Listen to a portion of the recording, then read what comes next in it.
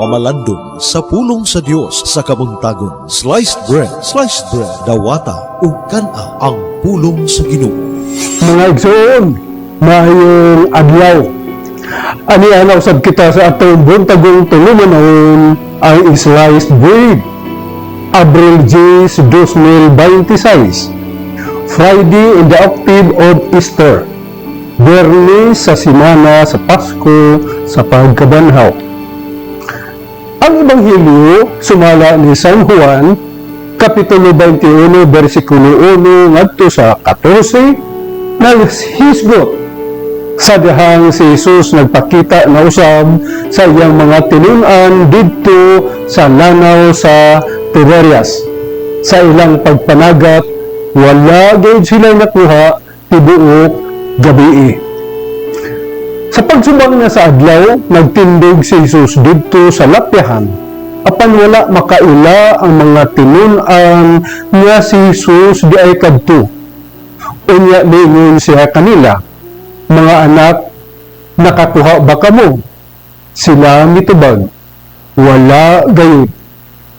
Siya ningon kanila, itaktak ang inyong pokok, dapit sa tuo sa sakayan ug makakuha kamo. Wala na sila makadaog pagbirani ini kay daghan man kaayo ang ilang nakuha. Ang tinun-an nga gimahal ni Jesus ningon kang Pedro, ang Ginoo kana. Sa pagkadungog ni Pedro nga ang Ginoo di ay kadto, nambak siya sa tubig. Ang ubang mga tinun-an nangadto sa lapyahan sakay sa sakayan nga nagbira sa pukot nga puno sa isda.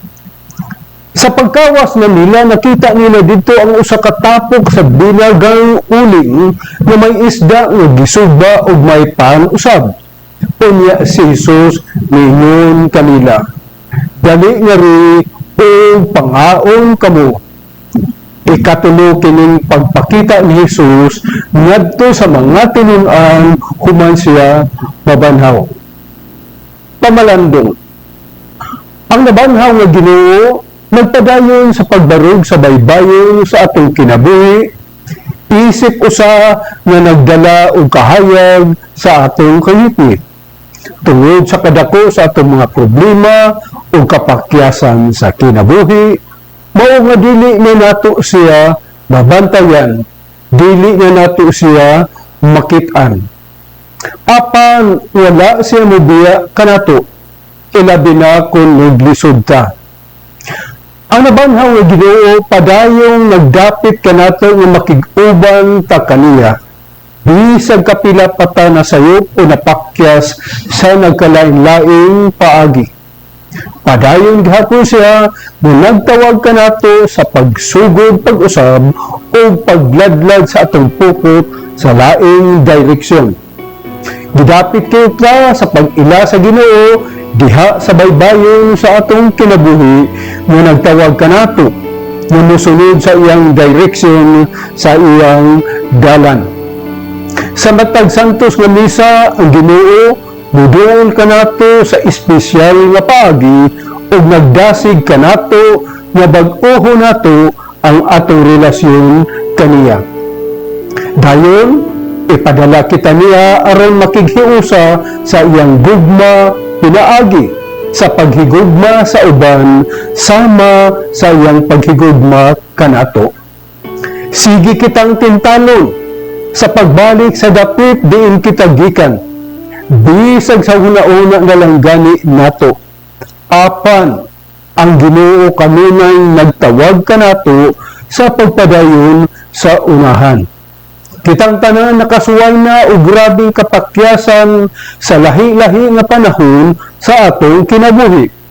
Gihatagan kita og kasiguruhan nga ang atong mga sayop ug kapakyasan dili may katapusan sa tanan.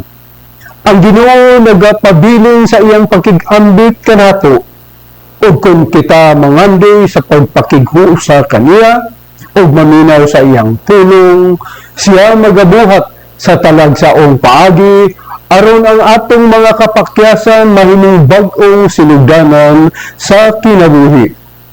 Sa panahon Tumubati ta og grabing kapakyasan ang Ginoo naara nagbarog sa kilid sa atong kinabuhi. Ang Ginoo nagpadayon sa pagbarog sa baybayon sa ating kinabuhi bisan pa man kung wala nato gipakita ang pagkamatinud-anon nga sumusunod o bisan pa kung napakyas kita sa pagpabilin diha sa iyang gugma.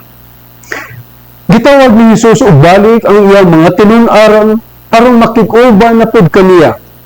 Ang mao gihapong panawagan gipadangat sa matag usa kanato sa matag Eucharistia, sa matag higayon sa Santos nga Misa.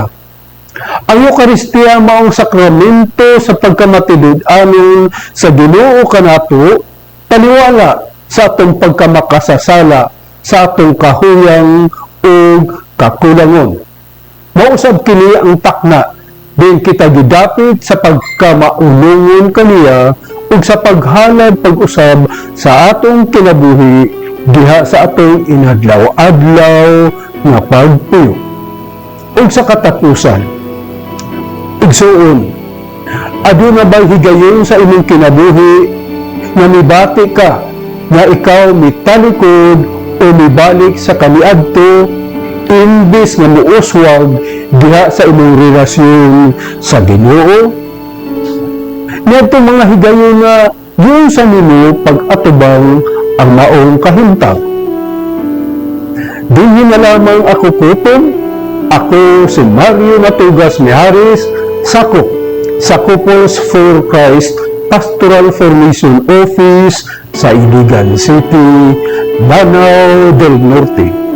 Dalaygon ang Diyos. Sliced Bread Dawata